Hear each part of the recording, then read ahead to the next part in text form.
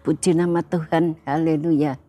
Salam sejahtera bagi seluruh keluarga GPDI El Shaddai. Kita bersyukur kembali kita bersama-sama akan merenungkan renungan yang singkat, yaitu dalam renungan 79. Saat ini kita akan membaca di dalam kitab Yosua pasal 3. Itu ada 17 ayat 1 sampai ayat 17. Saya akan membaca ayat 1, ayat 3, ayat 4 dulu. Demikian bunyi firman Tuhan. Yosua bangun pagi-pagi, lalu ia dan semua orang Israel berangkat dari Sitim, dan sampailah mereka ke sungai Yordan. Maka bermalamlah mereka di sana sebelum menyeberang. Ayat 3 dan 4. Dan memberi perintah kepada bangsa itu, katanya, segera sesudah kamu melihat tabut perjanjian Tuhan Allahmu yang diangkat para iman yang memang suku Lewi, maka kamu harus juga berangkat dari tempatmu dan mengikutinya. Ayat 4, hanya antara kamu dan tabut itu harus ada jarak kira-kira 2000 hasta panjangnya. Janganlah mendekatinya, maksudnya supaya kamu mengetahui jalan yang harus kamu tempuh, sebab jalan itu belum pernah kamu lalui dahulu. Mari kita merenungkan firman Tuhan. Saat ini saya beri tema, Dia masih Allah yang sama. Jadi Allah yang kita sembah itu Dia Allah yang sama dulu, sekarang, dan sampai selama-lamanya itu sama. Dia masih tetap Allah yang sama. Ketika mengalami penderitaan, biasanya kalau kita mengalami penderitaan yang berkepanjangan, maka rasa frustasi mungkin akan menimbulkan banyak pertanyaan dalam hati kita, dalam benak kita.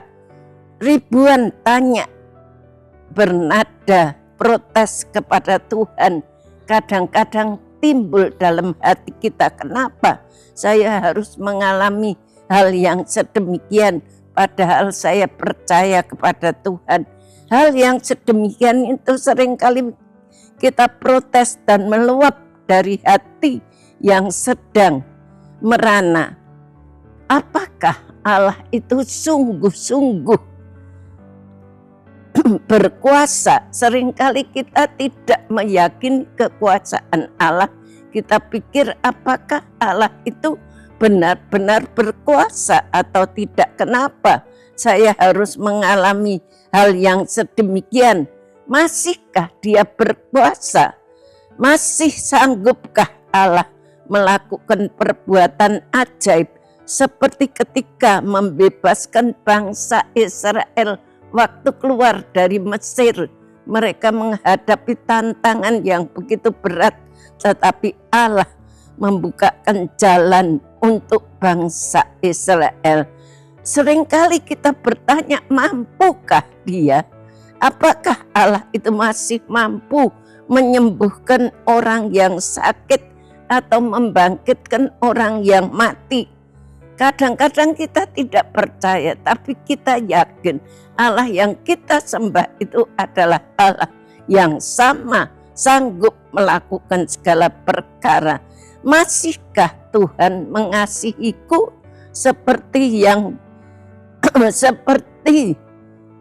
dijamin dalam Alkitab? Seringkali kita baca Alkitab, Tuhan itu mengasihi kita.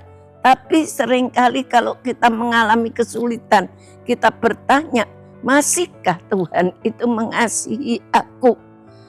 Tanpa menunggu waktu lama, Yosua segera memimpin bangsa Israel, karena waktu itu pemimpin untuk pertama waktu bangsa Israel keluar dari Mesir, mereka dipimpin oleh Musa, dan mereka juga harus melewati Laut Tiberau yang saat itu sedang meluap, tapi Allah menyertai. Dan saat ini yang menjadi pemimpin adalah Yosua. Tanpa menunggu waktu lama, Yosua segera memimpin Israel untuk memasuki kota Yeriko. Sungai Yordan terbentang di depan mereka. Itu tadi di dalam ayat 1 dikatakan Yosua bangun pagi-pagi. Lalu ia dan semua orang Israel berangkat dari Sitim dan sampai mereka ke sungai Yordan dan bermalam mereka di sana sebelum menyeberang. Jadi sungai Yordan itu ada di hadapan mereka, ada di depan mereka. Dan pada saat itu dikatakan bahwa airnya itu sedang meluap. Di dalam ayat 15 kita bisa membaca pada saat itu sungai Yordan itu airnya sedang meluap. Segera sesudah para pengangkat tabut itu sampai ke sungai Yordan dan para imam mengangkat tabut itu mencelupkan kakinya ke dalam air, tapi sungai Yordan sampai meluap sepanjang tepinya, selama musim menuai. Jadi kita melihat waktu itu sungai Yordan juga sedang meluap banjir. Mereka akan menyeberang di tempat itu satu hal yang sulit. Tantangan itu mungkin akan mengingatkan bangsa Israel, mengingatkan orang-orang, mengingatkan Yosua pada pengalaman penyeberangan Laut Tiberau yang dipimpin oleh Musa di dalam Keluaran pasal 13 dan 14. Pada waktu bangsa Israel panik karena dari belakang mereka dikejar oleh tentara Firaun. Di depan ada gunung-gunung yang menjulang tinggi. Di depan ada Laut Tiberau, di sekelilingnya ada gunung-gunung yang menjulang tinggi. Seolah-olah ke depan, ke belakang tidak ada jalan. Tapi ada satu jalan keluar, yaitu di atas kepada Tuhan Yesus Kristus. Kalau kita merasa bahwa seolah-olah sudah tidak ada jalan, tetapi masih ada jalan, kita melihat ke atas kepada Tuhan Yesus Kristus. Dia akan membukakan jalan untuk kita. Jadi tantangan yang mereka hadapi pada saat itu mengingatkan mereka pada waktu Musa memimpin bangsa Israel. Suatu momen ketika Musa memimpin mereka keluar dari Mesir untuk menghadapi itu, Yosua mengatur agar para imam berjalan di depan membawa tabut perjanjian. Tidak seperti Musa waktu mau menyeberang sungai Tiberau yang sedang banjir. Saat ini Musa harus memukulkan dengan tongkatnya sehingga air itu terbelah menjadi dua.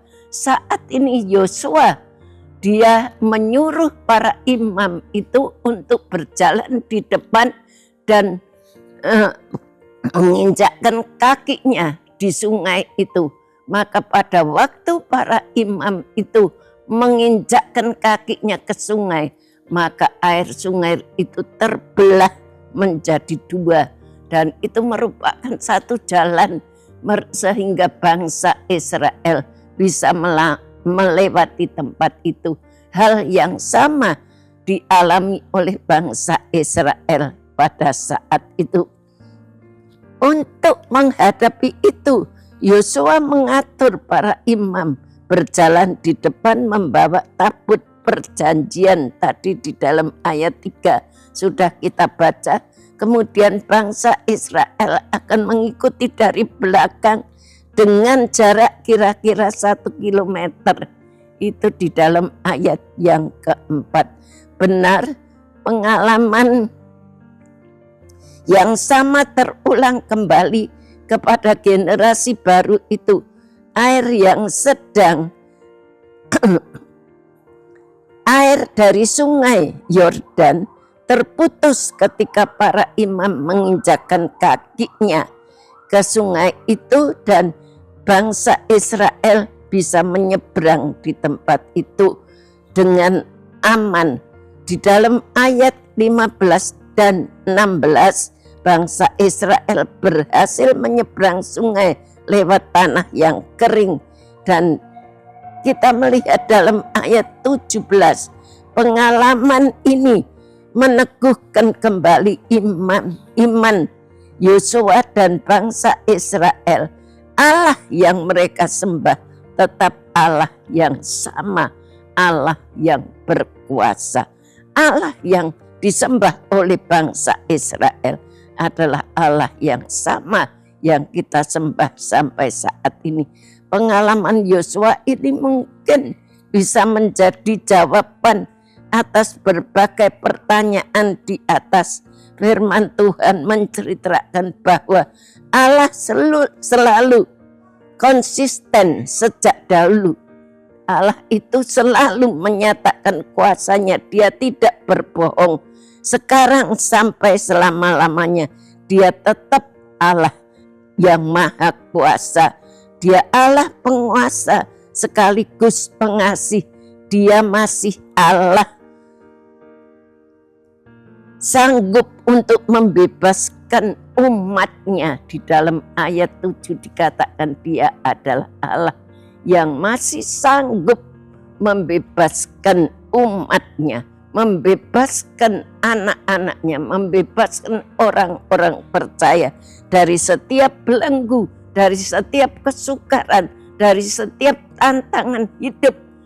Bapak, Ibu, saudara sekalian, biarlah kita renungkan firman Tuhan ini di akhir, di penghujung tahun ini. Mungkin tahun depan kita akan jalani dengan berbagai-bagai tantangan yang lebih berat. Tapi satu hal kita percaya, bahwa Allah yang kita sembah itu Allah yang tidak pernah berubah. Dia adalah tetap Allah yang sama dulu, sekarang, dan sampai selama-lamanya. Di dalam Ibrani 13 ayat 8, dia tetap Allah yang sama. Terima kasih telah mengikuti renungan 79. Kiranya dapat menjadi berkat kita semuanya, Bapak, Ibu, saudara yang ingin didoakan melalui pokok doa tertentu, menceritakan kesaksian, baik mujizat, kesembuhan, pemulihan masalah keluarga, dan lain-lain dapat disalurkan melalui cas WhatsApp di nomor 081327420088. Mari kita berdoa. Terima kasih Tuhan, Engkau sudah memberikan firman-Mu. Engkau Allah yang kami sembah dulu, sekarang, dan sampai selama-lamanya tetap sama adanya. Engkau tidak berubah, Engkau tetap berkuasa. Allah yang sudah menolong bangsa Israel pada waktu mereka keluar dari Mesir.